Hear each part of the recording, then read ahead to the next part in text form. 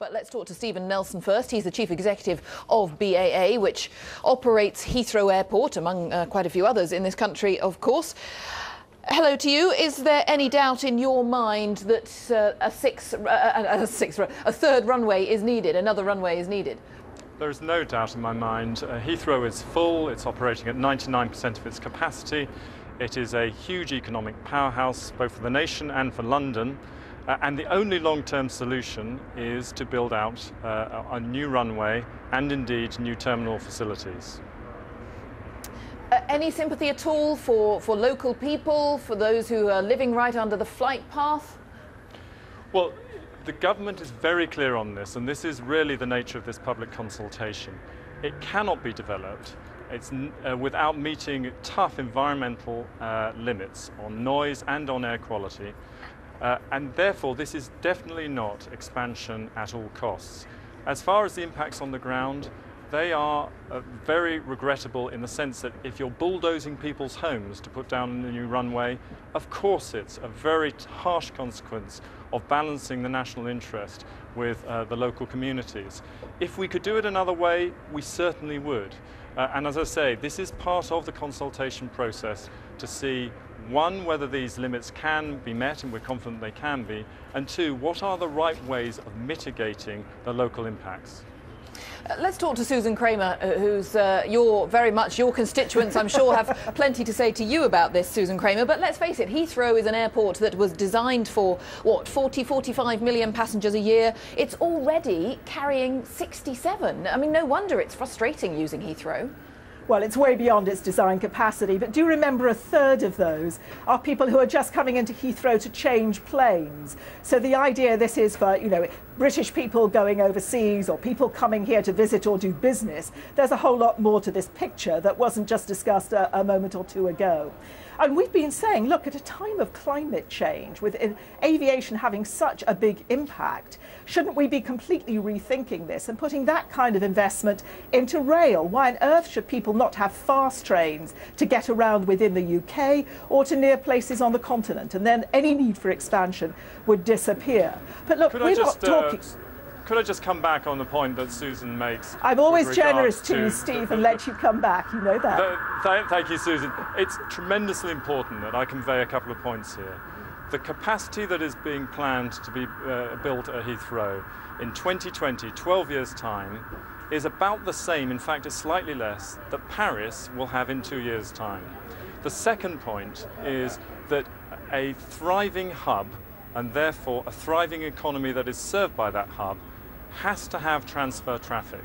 So it is simply not an acceptable argument to say these people are not touching the ground, coming in and leaving the country, and are not powerful economic agents, as it were. It's tremendously important that we have short-haul traffic feed so that we're able to serve locations such as Mumbai, Shanghai, Seoul, Kuala Lumpur, Tokyo, which are directly, uniquely serviced from Heathrow. Stephen, transfer passengers certainly do a lot of shopping at Heathrow, so there's certainly an economic benefit there. Look, and of course there has to be some transfer traffic, but we need to begin this to an end. You're not just doing a tidying up exercise, a bit more capacity to make Heathrow workable. What you're actually doing is almost doubling the size of the airport. And at a time of climate change, doubling the number of flights is not the acceptable way to go. And the impact on local people, you know that the first proposal is going to be to take away the half day of peaceful noise that people in West London get. I mean, at the moment, people organise their weddings, for goodness sake, to try and be in that peace period. You're now going in a consultation to remove that as well. So the environmental impacts are huge. We have to see this in the balance, which is we are already falling way behind Paris. We will be losing passengers and businesses to Amsterdam, Paris, Frankfurt.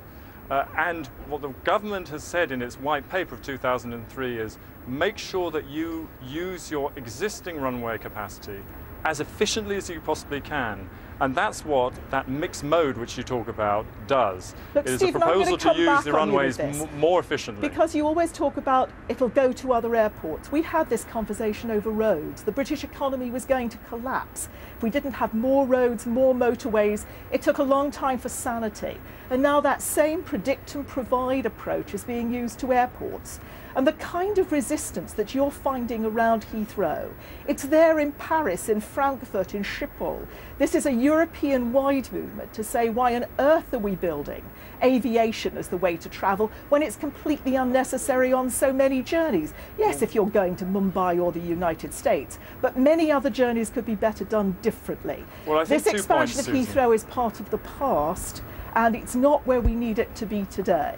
Let's let the market decide in terms of rail links. Excuse me, if I could just finish this point. In terms of rail links and other routes that passengers can take to get from A to B. You're talking of an industry that doesn't even carry its full cost. Excuse me, let me finish the point. Fuel duty, whatever else. My goodness. The point that you do make, absolutely right, is you cannot and we cannot, either in this country or in other countries, be seen to expand aviation capacity without ensuring that the climate pollution effects are fully met. And that's why we have at BAA been in the vanguard of this, a proposal to push for an efficient trading scheme coming in Europe 2011. That's not the answer, Stephen, and you know it. It will help. We're in favour of putting aviation in the emissions trading scheme, but none of us know what the impact on that scheme of putting that great big gorilla in is going to be. I mean, there's a strong fear that the cap, which actually tightens up emissions, will have to be left very loose when aviation is in,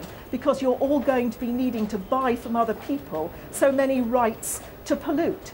So it's going to have to be easy to generate the right to pollute. So there are real issues over how emissions trading will work, how effective it's going to be when it includes aviation. We all want to give it a try, but you cannot hang your hat on that.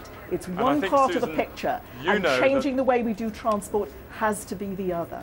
But that's precisely the reason why there is a very strong incentive, which is being gripped, I'm glad to say, by the government, to push for an efficient trading scheme that is fit for purpose, to ensure that as aviation carbon dioxide emissions grow, and they will because of the demand for passengers to fly more, those are offset by reductions in other industries. That needs to be efficient. The government's taking the lead, and we at BAA fully support that. Stephen Nelson, I'm going to have to stop you there. Susan Kramer, one final very quick point to you. Is there a slightly different way of tackling it?